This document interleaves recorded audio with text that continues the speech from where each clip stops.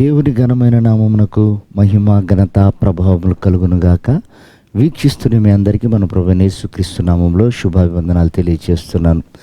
ఈరోజు మన దేవుని వాగ్దానం యోవేలు గ్రంథము 1వ అధ్యాయము 14వ వచనం.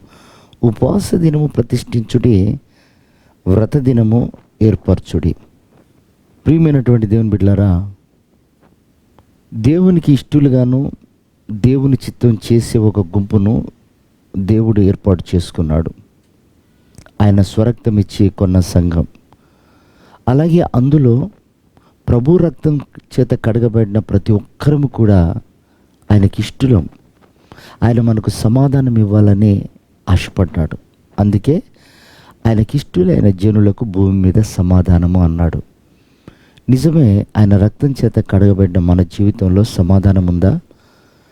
సమాధానాన్ని మనం కాపాడుకోకపోతే మనము ఏ పని చేసినా అది వ్యర్థమే. ఎందుకంటే యేసు ప్రభు ఒక రోజున కానుకలు అర్పిస్తున్నప్పుడు గల్లా పెట్టెలో కానుకలు వేస్తున్న వారిని చూసి, సమాధానము లేకుండా నువ్వు కానుక అర్పించొద్దు, నీ సహోదరుడితో ఒకవేళ నీకు సమాధానం లేకపోతే నువ్వు వెళ్ళి సమాధానం పడి వచ్చి కానుక అర్పించు అన్నాడు. అంటే సమాధానము ద్వారానే మనము ప్రభుని చేరుకోగలుగుతాం.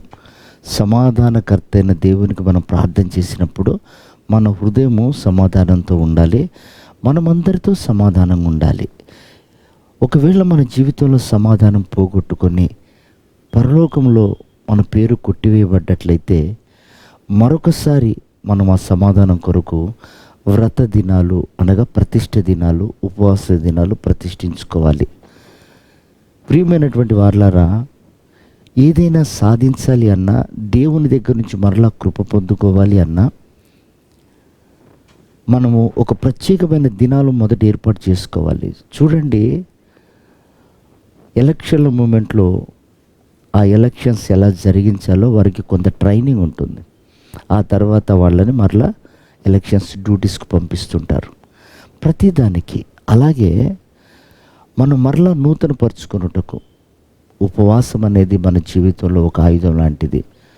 కనుక ప్రియమైనటువంటి వారలారా, ఆనాడు ప్రజలు వ్రత దినాలను ప్రతిష్ఠించుకొని ఉపవాసం ఉండి ప్రార్థన చేసినప్పుడు ప్రభు ఆలకించి వారి పక్షంగా కార్యాలు చేసేవాడు. కనుక ఈ దినాల్లో మనం అపజయం పొందుకుంటున్నాం, ఇంకా జయించలేకపోతున్నామని ఒకవేళ మనం అనుకుంటే ఉపవాసాలు ప్రతిష్ఠించుకొని మనం ప్రార్థన చేయగలిగితే మన కార్యాలన్నీ కూడా దేవుడు సఫలపరచగలుగుతాడు. అలాంటి కృప ఈ ఉదయకాలం ప్రభు మనందరికీ అనుగ్రహించి ఆయన రాకడకు సిద్ధపరచును గాక.